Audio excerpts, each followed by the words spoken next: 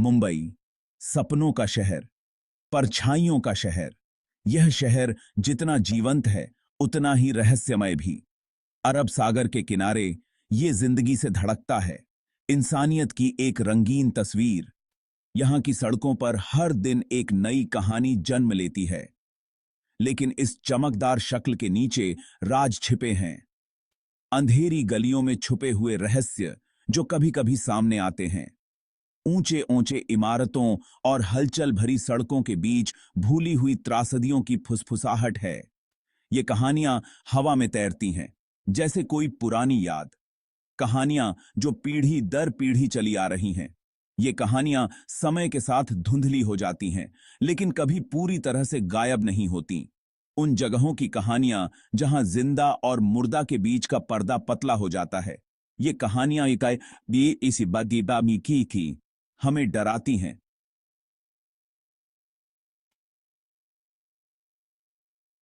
लेकिन हमें अपनी ओर खींचती भी हैं। ये एक ऐसी ही कहानी है, एक कहानी जो आपको रातों को जागने पर मजबूर कर देगी। एक भूतिया बंगले की कहानी।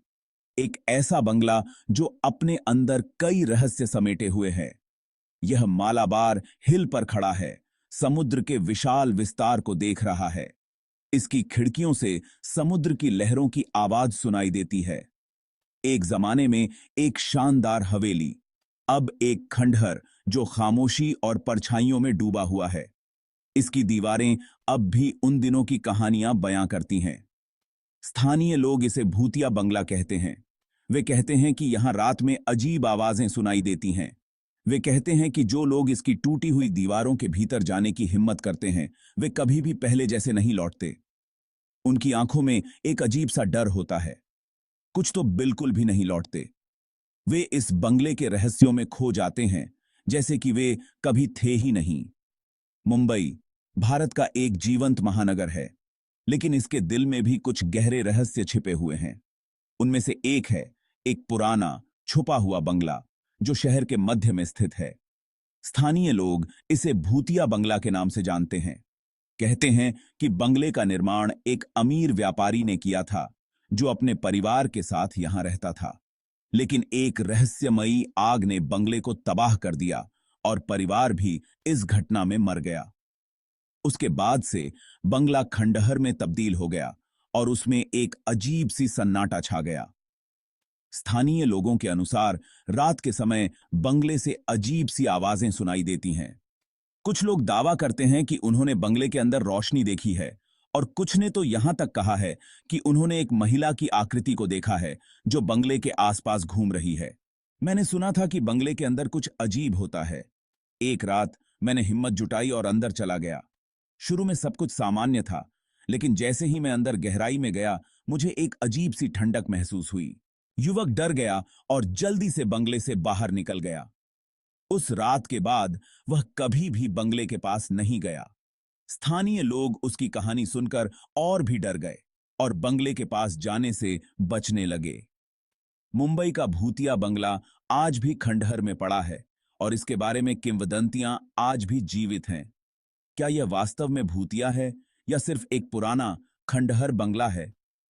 यह सवाल आज भी लोगों को हैरान करता है। भूतिया बंगले की कहानी खुद मुंबई के इतिहास से बहुत गहराई से जुड़ी हुई है। मछली पकड़ने वाला एक प्राचीन गांव जो व्यापार के उतार चढ़ाव से एक हलचल भरे महानगर में बदल गया। पीढ़ियां आईं और चली गईं, अपनी उम्मीदें, अपने सपने और कभी-कभी अपने सबसे गहरे डर को पीछे छोड़ गईं। अरब सागर के तट पर कहानियां नमकीन हवा पर यात्रा करती हैं। समुद्री व्यापारियों के किस्से, आलीशान महलों के और समय के बेरहम सफर के। फुसफुसाहट उस समय की बताती है जब भूतिया बंगला समृद्धि का प्रतीक था, महत्वाकांक्षा की प्राप्ति का प्रतीक था। यह बॉम्बे में, जैसा कि तब जाना जाता था, बड़े बदलाव का समय था। शहर तेजी से बढ़ रहा था, उन लोगों के सपनों से प्रेरित होकर जो अपने भाग्य को उसके हलचल भरे तटों पर तलाश रहे थे। उनमें से एक अमीर व्यापारी था जो महत्वाकांक्षा और दृष्टि वाला व्यक्ति था। वह दुनिया पर अपनी पहचान बनाने की तीव्र इच्छा लेकर बॉम्बे आया था। चतुर व्यापार कौशल और थोड़ी सी क्रूरता के माध्यम से उसने बहुत दौलत इकट्ठा की। उसने अपना सपना हासिल कर लिया था। फिर भी कुछ कमी थी। वह एक विरासत के लिए तरस रहा था, अपनी जीत का एक प्रमाण जो समय की कसौटी पर खरा उतरे। उसने एक घर बनाने का फैसला किया, एक ऐसा घर जो देखने वालों को ईर्ष्या से भर दे। व्यापारी ने अपने सपनों के घर के निर्माण में अपना दिल और आत्मा लगा दी। उसने कोई कसर नहीं छोड़ी। इटली से बेहतरीन संगमरमर, बोहेमिया से सबसे उत्तम झाड़ फानूस मंगवाए। हवेली मालाबार हिल पर उठी, अरब सागर के ऊपर एक जगमगाता हुआ गहना। यह एक राजा के लिए फिट महल था। उसने इसका नाम गुलाब महल रखा, गुलाबों का महल। यहीं पर वह अपनी जवान पत्नी को लाया था, जो बेहद खूबसूरत और कोमल स्वभाव की महिला थी। साथ में उन्होंने हवेली को हंसी, संगीत और नन्हे मुन्नों के कदमों की आहट से भर दिया, क्योंकि उनका परिवार बढ़ता गया। लेकिन किस्मत को, ऐसा लगता है, कुछ और ही मंजूर था। एक भयानक रात, त्रासदी आ गई। एक आग, राक्षस की सांस की तरह अचानक और उग्र, गुलाब महल में फैल गई। आग ने हवेली को अपनी चपेट में ले लिया, उसकी चमक को राख में बदल दिया। व्यापारी, उसकी पत्नी, उनके बच्चे सब आग में मारे गए। आग लगने का कारण एक रहस्य बना रहा। किसी ने खराब वायरिंग की फुसफुसाहट की, तो किसी ने ईर्ष्यालु प्रतिद्वंद्वी की तोड़फोड़ की। लेकिन जैसे जैसे साल बीतते गए, एक और भयावह सिद्धांत सामने आया। एक सिद्धांत जिसने एक अभिशाप की बात की, बेचैन आत्माओं की शांति की तलाश की, त्रासदी से हमेशा के लिए चिह्नित घर की। साल दशकों में बदल गए और गुलाब महल, जो अब अपने पूर्व गौरव का एक जला हुआ कंकाल है, भूतिया बंगले के रूप में जाना जाने लगा। कहानियां उस शहर में जंगल की आग की तरह फैल गईं। रात में इमारत से निकलने वाली अजीब-ओ-गरीब रोशनी के किस्से, हवा में फैली बेजुबान फुसफुसाहट के। स्थानीय लोगों ने बच्चों के हंसने की आवाज सुनने का दावा किया, केवल मुड़ने पर खुद को सुनसान सड़क पर अकेला पाया। देर रात घर लौटने वाले मछुआरों ने बंगले की बालकनियों पर भूतिया आकृतियों को देखने की बात कही। उनकी आंखें एक भयानक रोशनी से चमक रही थीं। भूतिया बंगला मुंबई के लोकगीतों का हिस्सा बन गया था, एक ऐसी जगह जहां रात होने के बाद जाने से बचना चाहिए। कई लोगों ने कहानियों को केवल अंधविश्वास, अति सक्रिय कल्पनाओं की उपज कहकर खारिज कर दिया। लेकिन कुछ लोग ऐसे भी थे जो बेहतर जानते थे, वो जिन्होंने अपनी आंखों से सच्चाई देखी थी। ऐसे ही एक व्यक्ति थे, अरुण नाम के एक युवक। अरुण एक पत्रकार था, जो शहर में नया था और खुद का नाम कमाने के लिए उत्सुक था। जब उसने भूतिया बंगले के बारे में कहानियां सुनी, तो उसने उन्हें केवल लोक कथाओं के रूप में खारिज कर दिया, यानी जब तक उसने खुद इसे नहीं देखा। एक रात देर से असाइनमेंट से घर लौटते समय उसने मालाबार हिल से होकर जाने का फैसला किया। जैसे ही वह बंगले के पास से गुजरा, उसने देखा कि एक खिड़की में रोशनी टिमटिमा रही है। उत्सुकता ने उसे बेहतर कर दिया। अपने दिमाग में गूंजने वाली चेतावनियों को अनदेखा करते हुए अरुण ने बंगले के जंग लगे फाटकों को धक्का दिया और अंदर कदम रखा। हवा सड़ांध की गंध से भरी हुई थी और सन्नाटा निरपेक्ष था। वह अंधेरे गलियारों में भटकता रहा, उसकी टॉर्च उदासी से कट रही थी। जैसे ही वह भव्य सीढ़ी पर पहुंचा, उसने सुना एक धुंधली गुनगुनाहट की आवाज, जैसे आवाजों के एक समूह द्वारा गाया गया लोरी।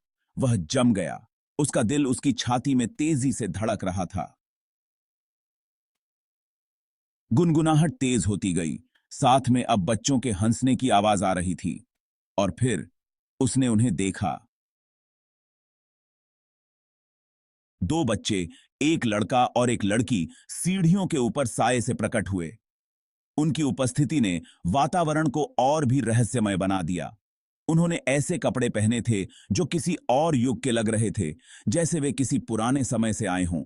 उनके चेहरे एक भयानक, अलौकिक चमक से रोशन थे। उन्होंने उसकी ओर देखा जैसे वे उसकी आत्मा को देख रहे हों। उनकी आंखें एक ऐसी उदासी से भरी हुई थीं जिसने उसकी आत्मा को छू लिया। कि वो बाप का के बा उदासी किसी गहरे दर्द की कहानी कह रही थी। अरुण वहीं जड़ हो गया, जैसे उसकी सारी हिम्मत ने उसे छोड़ दिया हो। उसके खून की रगों में बर्फ जम गई। वह ठंड से कांपने लगा। वह चीखना चाहता था, भागना चाहता था, लेकिन उसकी आवाज गले में ही अटक गई। लेकिन उसके पैर मानने से इनकार कर रहे थे। वह हिल भी नहीं पा रहा था।